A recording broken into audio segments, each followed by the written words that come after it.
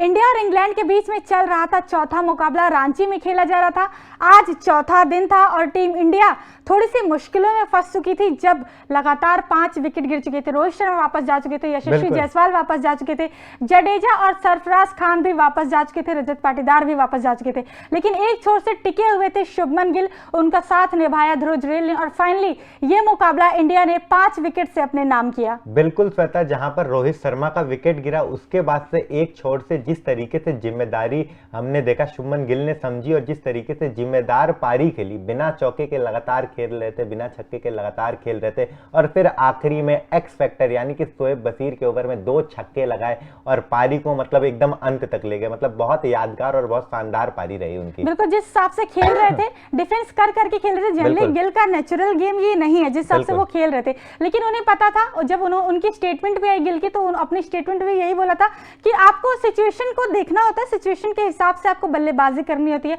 और इतनी कमाल की पारी खेली लास्ट तक, मतलब 3 नंबर पे आए थे जब जायसवाल की विकेट गिरी थी फर्स्ट सेशन में, स्टार्टिंग के आधे घंटे के अंदर उनकी विकेट गिर गई थी। उसके बाद से फिर गिल आए वहां पे खेलने, ऐसा लग रहा था पता नहीं चलेंगे नहीं चलेंगे, लेकिन शुभमन गिल की एक बहुत बड़ी खासियत है कि टेस्ट में हमेशा फर्स्ट इनिंग की बात करें तो उनका एवरेज कम होता है, लेकिन अगर वहीं आप सेकंड इनिंग देखेंगे जितने भी उनके टेस्ट मतलब सेंचुरी वगैरह भी आई है तो वो सेकंड इनिंग में ही आई है। अभी आप इस सीरीज में ही देखो 91 रन जो आए थे या जो 100 की पारी खेली थी 104 की, वो भी सेकंड इनिंग में आई, तो सेकंड इनिंग में उनके एवरेज बहुत बेहतर हो जाते हैं और कहीं ना कहीं गिल को ये जिम्मेदारी लेकर खेलने की जरूरत भी थी। बिल्कुल, और उस तरीके से जिम्मेदारी समझी और उसी तरीके की पारी उन्होंने खेली, हाफ सेंचुरी बनाई, 52 रन की शानदार पारी खेली। और सबसे जब मजा आया जब उन्होंने, मुझे लग नहीं रहा था कि अब तक एक भी चौका उनके बल्ले से आया नहीं, छक्का आया नहीं, लेकिन उसके बाद अचानक से छक्का मारा और अपनी हाफ सेंचुरी पूरी की और साथ ही साथ टीम को अंत की ओर ले गया। वो बहुत खूबसूरत था। अगर स्क्रीन पे नजर डालेंगे तो 52 रन की नाबाद शानदार पारी कहूंगा 124 गेंद में, जहां पर एक भी चौका नहीं था, सिर्फ 2 छक्का, स्ट्राइक रेट 41.94 का बहुत शानदार परफॉर्मेंस था। मतलब एकदम टेस्ट क्रिकेट वाला इनका परफॉर्मेंस था। बिल्कुल, अभी बैक टू बैक 2 छक्के मारे थे शुभमन गिल ने, बहुत ही कमाल की पारी खेली। जिस हिसाब से इनका स्पिन के खिलाफ इनका जो इंटेंट था, अप्रोच था, वो भी बहुत कमाल का अप्रोच था, क्योंकि हम देख रहे थे कि ऑफ स्पिनर को ये मतलब कि बाहर निकल के स्टेप आउट करके खेल रहे थे और जो मतलब कि आपके दूसरे स्पिनर लेफ्ट आर्म स्पिनर जो थे उनको हम देख रहे थे कि बैकफुट पे जाके खेल रहे थे, तो वो बहुत ही अच्छा अप्रोच था शुभमन गिल का। और जब ये आए थे पहली बॉल ही जब इन्होंने फेस करी तभी इंटेंट बहुत पॉजिटिव लग रहा था जिस हिसाब से, क्योंकि बॉल अगर आप देखें तो टर्न बहुत ज्यादा हो रही थी। रोहित शर्मा भी टर्न पे ही चकमक खाए हैं, अगर वो मतलब कि आउट में है तो वो भी टर्न पे, क्योंकि बहुत अच्छी बल्लेबाजी रोहित शर्मा ने भी की थी। लेकिन वही है कि आप इनकी ध्रुव जुरैल और शुभमन गिल की पार्टनरशिप बनी, बहुत क्रूशियल पार्टनरशिप, अच्छी बल्लेबाजी करी, लास्ट तक जीत तक यही दोनों लेकर गए। लेकिन जो आगाज हुआ था वो रोहित शर्मा और यशस्वी जायसवाल की जो क्रूशियल पार्टनरशिप थी उससे हुआ था। बिल्कुल, आगाज उनसे हुआ था, लेकिन खत्म इस शानदार पार्टनरशिप के साथ हुई जो कि कभी भी नहीं भूला जाएगा, क्योंकि इतना शानदार पार्टनरशिप युवाओं ने निभाया, बहुत बढ़िया था। और दोनों ही युवाओं पे सवाल खड़े हो रहे थे जब हमने देखा कि शुभमन गिल पे गिनती हो रही थी कि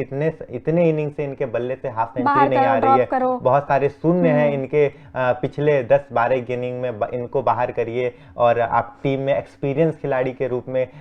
पुजारा को ले आइए, रहाणे को लाइए, ऐसी बातें आ रही थी। लेकिन बहुत अच्छा परफॉर्मेंस लगा मुझे इनका सेंचुरी उतना अच्छा नहीं लगा, मुझे उनका 91 रन उतना अच्छा नहीं लगा, बहुत अच्छा था वो भी, लेकिन जब ये 52 रन की बात आती है तो ये सबसे अच्छा लगता है मुझे पर्सनली, क्योंकि उस वक्त आपके बल्ले से रन आया जब टीम को बहुत ज्यादा जरूरत थी। साथ ही साथ ध्रुव जुरैल ने भी वही काम किया जिस तरीके से कि जब जरूरत थी टीम को तब काम किया, और दोनों ही इनिंग में एक बार 90 रन और फिर इस बार छोटी सी 39 रन की पारी, लेकिन बहुत इंपॉर्टेंट टाइम थी वो। बिल्कुल, जब तक 3 विकेट भी इंडिया के गिरे थे और शुभमन गिल थे स्ट्राइक पे तब तक भी ऐसा लग रहा था, क्योंकि जब जडेजा और शुभमन गिल ने खेलना शुरू किया था बहुत ही ज्यादा प्रेशर क्रिएट कर दिया था इंग्लैंड के बॉलर्स ने। ऐसा लग रहा था कि पता नहीं मतलब किसी की विकेट ना चली जाए, क्योंकि बहुत ज्यादा डिफेंस में चले गए थे। जडेजा सिर्फ 22-23 बॉल खेले थे, सिर्फ 2 रन बना के खेले थे। शुभमन गिल ने बहुत सारी बॉल्स खेली थी और बहुत कम के स्कोर पे थे। ट्विटर पे बहुत सारी चीजें भी चल रही थी कि शुभमन गिल को ज्यादा डिफेंस पे चले गए, डिफेंस के चक्कर में कहीं आउट ना हो जाए, क्योंकि बहुत ही ज्यादा डिफेंस पे चले गए थे। लेकिन वो अप्रोच उनकी काम आई फाइनली, क्योंकि उन्हें पता था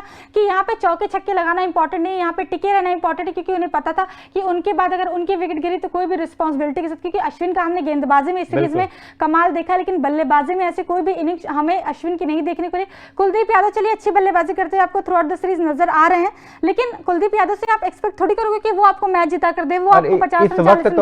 इस वक्त तो बहुत मुश्किल था, क्योंकि एक रन बनाना मुश्किल था। हम देख रहे थे कि हर कितने ओवर हो गए थे, 16 ओवर के बाद से चौके नहीं आ रहे थे, बहुत टाइम के बाद एक चौका आया तो दिक्कत बहुत ज्यादा हो रही थी। लेकिन लेकिन एक शानदार पारी के साथ आगाज हुआ था और शानदार पारी के साथ